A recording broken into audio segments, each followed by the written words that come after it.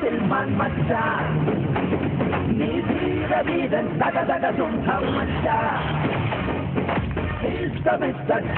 സിൽമാൻ മച്ചാൻ എന്നെന്നും ഇവന് നമുക്ക് മുഴുവൻ രക്ഷ.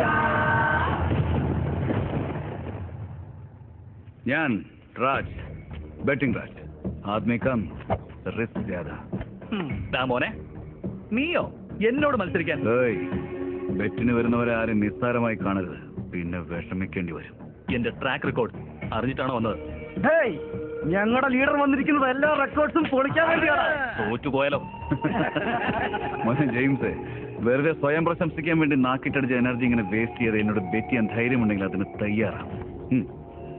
Come on.